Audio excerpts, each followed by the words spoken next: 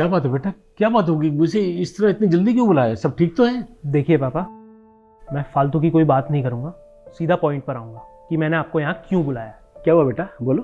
पापा, हमारी शादी को ना 1 साल हो चुका है और शादी के टाइम पे ना आपने और इसने मुझे एक बात बोली थी कि ये ऑफिस के साथ साथ घर की रिस्पॉन्सिबिलिटी भी संभाल लेगी।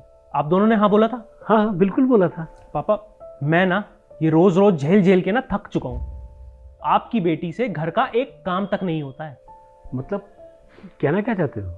पापा, घर संभालना तो एक औरत का काम होता है ना, और अगर वो भी ये नहीं कर पाएगी तो इस शादी का क्या फायदा? पर बेटा बात क्या हुई ये तो बताओ। पापा, मैं आपको क्या क्या बताऊं? सुबह का नाश्ता तो छोड़ो, रात का डिनर तक ना मैं खुद लेता हूं। हमारे घर पे वॉशिंग मशीन है, लेकिन ये फिर भी कपड़े नहीं धो पाती। जब देखो ऑफिस के काम में, ऑफिस की प्रेजेंटेशन, ऑफिस की मीटिंग, ऑफिस की कॉल्स, इन्हीं सब में लगी रहती है। मैं सुबह घर से जाता हूं तो ये बिजी रहती है, शाम को आता हूं तो ये बिजी रहती है, शाम को आके भी मुझे डिनर खुद ही लेना पड़ता है। ये वो भी मुझे डाल के नहीं देती क्योंकि ये तो अपने लैपटॉप पे बिजी रहती है। और आपको पता है, पिछले हफ्ते मैं अपने ऑफिस बिना प्रेस की शर्ट पहन के गया हूं। देखो, अब आप इसे समझाओ। मेरे को जो बोलना था मैंने बोल दिया, अब आप देखो। देखो बेटा, आकाश बिल्कुल सही कह रहा है। अगर ऐसे ही चलता रहा तो ये शादी तो नहीं टिकेगी। और क्या?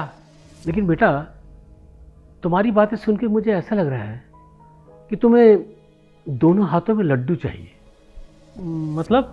देखो बेटा, मेरी बेटी जॉब नहीं करना चाहती थी, लेकिन तुम्हें एक वर्किंग वाइफ चाहिए थी, इसलिए उसने ऑफिस के काम के साथ साथ घर संभालने की बात मानी।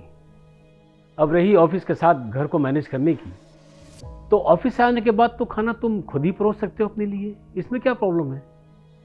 वो भी तो ऑफिस से आने के बाद घर मैनेज करती है, बर्तन मांजती है, खाना बनाती है, सारा ऑफिस का काम भी करती है, इसमें क्या प्रॉब्लम है?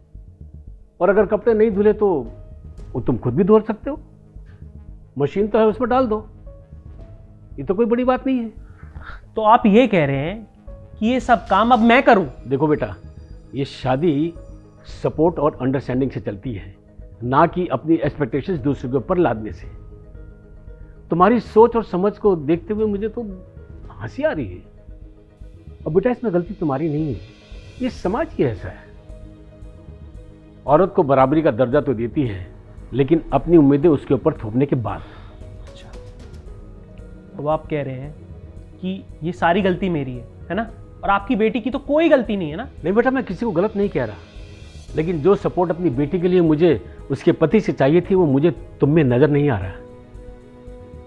तुम्हारी बातें और तुम्हारी सोच को देखते हुए मुझे ऐसा लगता है कि मेरी बेटी तुम्हारे साथ इस घर में खुश नहीं है, इसलिए मैं उसको अपने साथ लेके जा रहा हूँ। वो यहाँ नहीं रहेगी।